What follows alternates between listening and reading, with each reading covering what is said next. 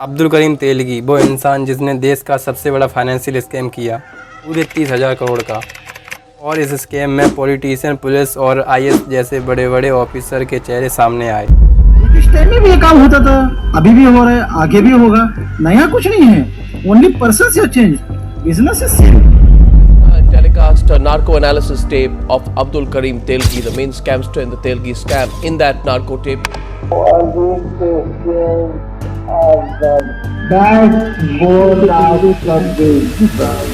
Scam के licence के समय तेलगी ने खुद बयान में कहा है कि उनको उन्हें 10 लाख रुपए दिए।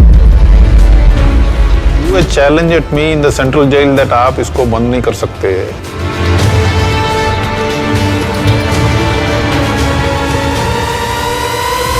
I will ensure that you remain in the jail. अपराधी को कुछ नहीं होता, बस छोटे मोटे प्यादे को जज के सामने पेश कर दिया जाता है।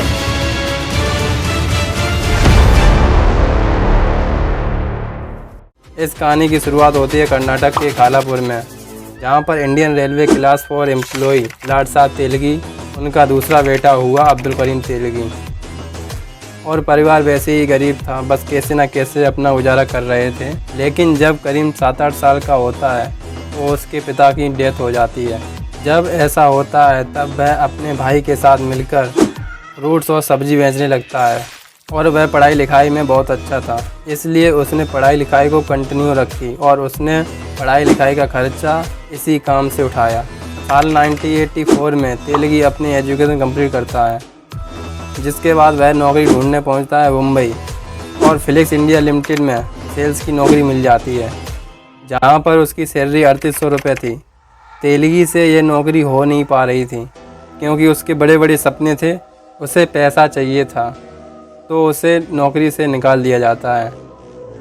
हालात तो ऐसे थे, इसीलिए उसने फिर दोबारा कोशिश की और एक छोटी सी कंपनी में तेलगी को मैनेजर की नौकरी मिल जाती है। और साल 1987 में उसकी शादी हो जाती है, तो उसके खर्चे बढ़ जाते हैं। फिर खर्चे बढ़े तो मुंबई में काम नहीं चल रहा था, तो तेलगी पहुंचता है सऊदी अरेबिया, जहां पर वह कुछ साल काम करता है और तेलगी को मुंबई वापस आना पड़ता है।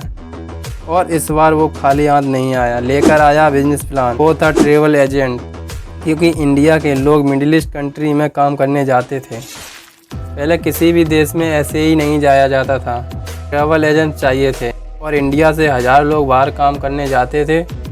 कंपनी की ग्रोथ नहीं हो पा रही थी, क्योंकि मार्केट में बहुत सारी कंपनियां थीं जो ट्रैवल एजेंट का काम करती थीं।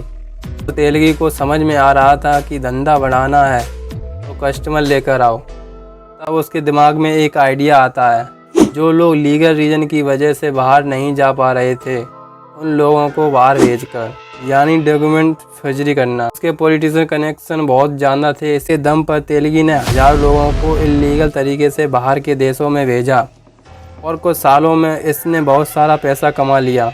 और कुछ लोग ऐसे थे जिनका इमिग्रेशन नहीं हुआ, लेकिन तेलगी ने उनसे पैसे ले चुका था और इन लोगों ने पुलिस से कंप्लेंट की।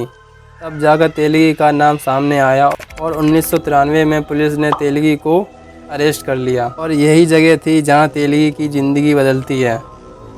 जब तेलगी जेल पहुंचता है तो उसकी मुलाकात रतन सोनी से होती है, जो कि नकली रेवेन्यू स्टैम्प पेपर बनाने में पकड़ा गया था। तेलगी और रतन सोनी को एक ही सेम में रखा जाता है और उनकी गहरी दोस्ती हो जाती है। अब रतन सोनी तेलगी को एक ऐसा बिजनेस प्लान जिसमें अंधाधुंध पैसा था, वो प्लान था स्टैम्प पेपर फर्जरी करना। जब ये दोनों जेल में होते हैं तब रतन सोनी तेलगी को समझाता है कि हमारे देश का सबसे पिछड़ा हुआ डिपार्टमेंट है स्टैम्प पेपर डिपार्टमेंट, जहाँ पर कोई भी ध्यान नहीं देता। ऊपर से पुलिस, गवर्नमेंट, पॉलिटिशियन से लेकर हर किसी के कॉन्टेक्ट थे, तो पकड़े जाने का चांस भी नहीं था।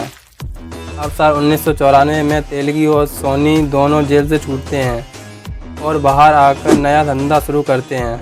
अब्दुल करीम तेलगी ने रतन सोनी के साथ काम करना शुरू कर दिया, लेकिन कुछ समय बाद इन दोनों की लड़ाई हो जाती है और तेलगी ने सोनी का साथ छोड़ दिया। रतन सोनी के साथ काम करके अब्दुल करीम तेलगी इस पूरे बिजनेस को अच्छे तरीके से समझ चुका था और यह भी जान गया था कि इसके सिस्टम में बहुत सारे लॉ फॉल्स हैं अब कुछ गवर्नमेंट में जुड़े लोगों की मदद से स्टाम्प पेपर बनाने का लाइसेंस हासिल कर लेता है।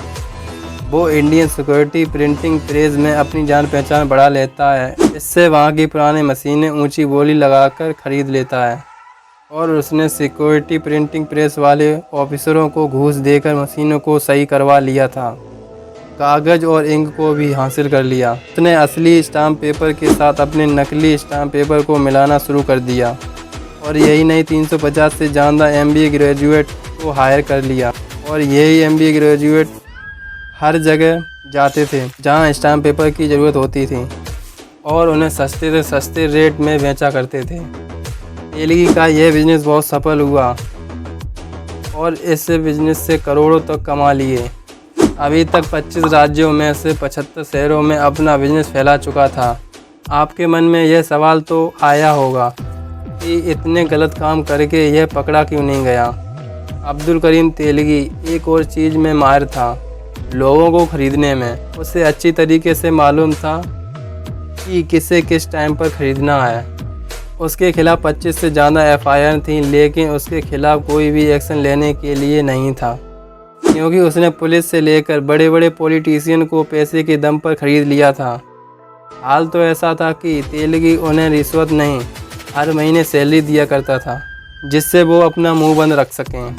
अब्दुल करीम तेलगी के पास कितनी संपत्ति थी और उसने कितना बड़ा स्कैम किया था, इसका अंदाज़ा आज तक कोई भी नहीं लगा पाया।